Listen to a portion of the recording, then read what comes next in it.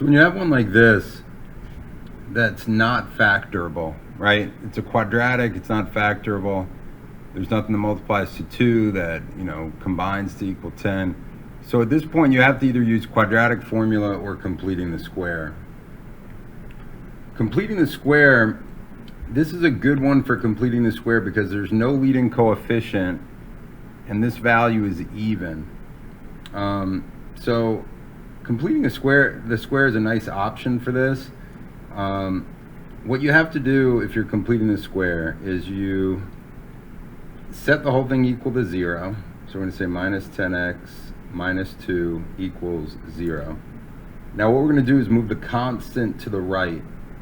And when we move that, I'm going to leave a space where the constant was. So I'm going to leave a spot there, and then I'm going to say equals 2, right? Because we're moving that negative 2 over, we're adding it to the other side.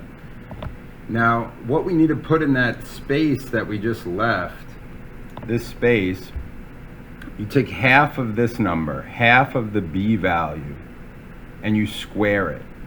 So, b divided by 2 squared is what's going to go in this space.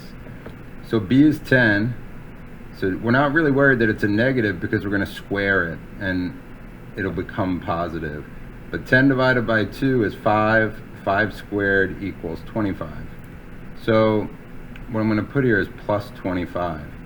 Half of this number squared, 5 squared is 25. Now this is an equation and we're getting a bit crowded over here, but I'll write it in.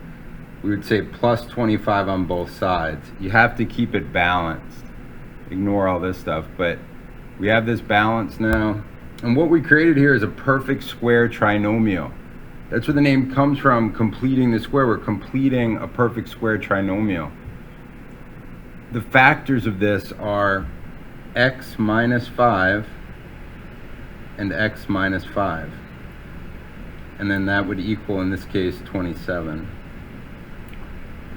The reason we made this a perfect square trinomial is so we can have these duplicate factors. So x minus 5, another way that can be written, x minus 5 times itself, is x minus 5 squared. So now we have this, x minus 5 squared equals 27. At this point, the whole reason we did all of this was to get here, because now we can solve this by the square root method. I'm just going to square root both sides. This cancels out and you just end up with an x minus 5. Everything in here just drops down. You have plus or minus the square root of 27. And then the last step is I'm just going to move the 5 over here. X equals 5 plus or minus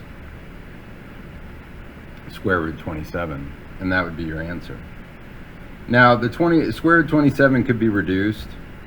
If we were to simplify this and reduce it a bit, it's still the same answer, but it could also be written like this: 5 plus or minus 3 square root 3.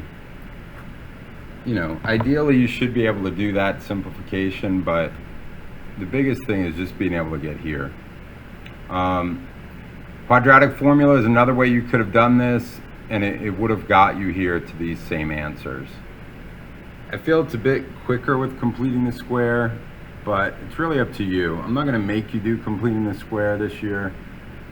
If you go on to, at the end of the year though, when we get to the conics unit, you will have to use completing the square. So it's a skill. If you don't get it now, you're going to have to get it then. And definitely for calculus, but for now, it's optional. We're just going to use it as an alternate option to the quadratic formula. All right.